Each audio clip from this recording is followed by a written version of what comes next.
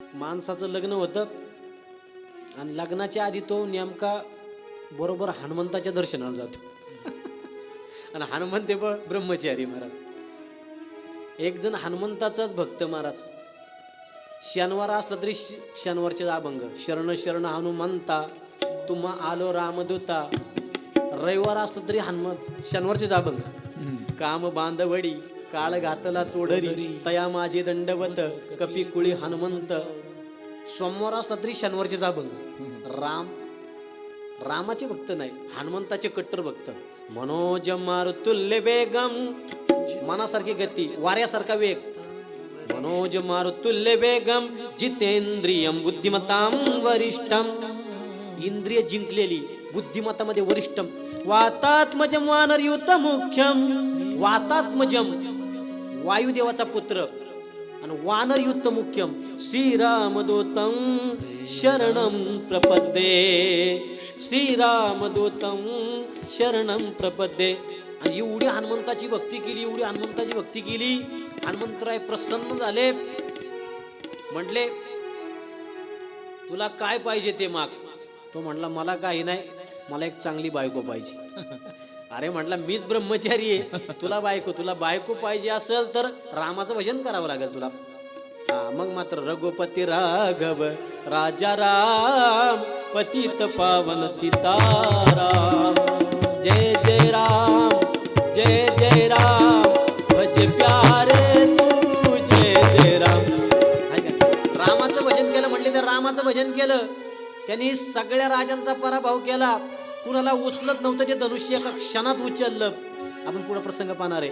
आणि बायको मिळवली त्याला माहिती आहे त्याचं. बायको मिळवायची कशी आहे रामाला माहिती. तू रामाचं भजन कर. रामाचं भजन केलं महाराज. आणि अक्षरशः रामाचे भक्त होते भाऊ, रामाचे खूप भक्त होते. एका भक्ताला सांगितलं तुझी मुलगी आता लग्नाला आलेली आहे, माझ्या भक्ताचं लग्न करायचंय, त्याला तुझी मुलगी देऊन टाक. आता प्रत्यक्ष रामानेच सांगितलं की तुमची मुलगी देऊन टाका. त्याने त्याला गाठलं बाबानं, म्हणले लग्न करून टाकलं. आणि लग्न करायला का आळंदीला नेतात मलाच कळालं नाही अजूनपर्यंत. तिथं गर्दी करीत. आणि नेल्यानंतर महाराज तो वारकरी माणूस होता, वारकरी. आणि म्हटलं आता बायकोला वारीला नेली पाहिजे, माझा वारीचा नेम. आणि तिने हट्ट धरला महाराज.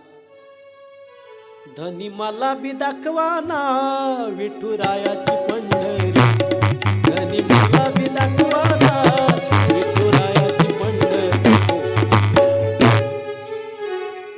तुम्ही म्हणत नाही ना असं म्हणून ते पंढरपूरला नेत नाही तुम्हाला. तुम्ही म्हणता मला बी दाखवाना ते हॉटेल. तुम्ही पाठला केला तर म्हणणार नाही का ते महाराज.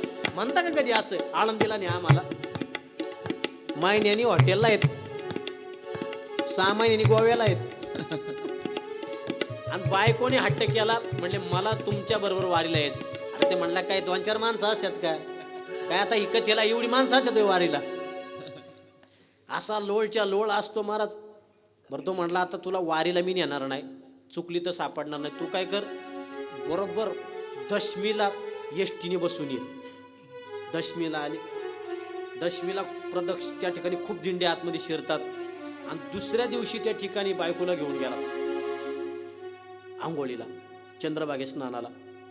आणि तिला सांगितलं हे बाप अजिबात माझा हात सोडू नको, इथं चुकलं तर सापडत नाही.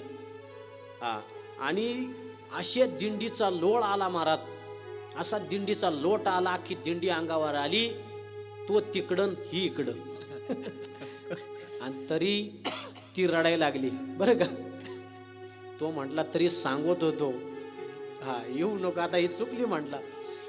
आणि तिला माहिती नाही कुठल्या धर्मशाळेत राहतात, मुळशी का सांगोला का रोड कुठं हे काहीच कळाला गणेश महाराज. आणि सांगता येईना.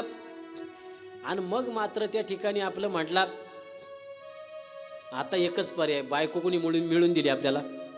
बायको कोणी मिळून दिली, भजन कुणाचं केलंय रामाचं. पुन्हा जात होता रडत होता, नेमकं वाटत रामाचं मंदिर. म्हणला बास, रामाचं भजन करू लागला. रघुपती राघव राजा राम पतित पावन सीताराम.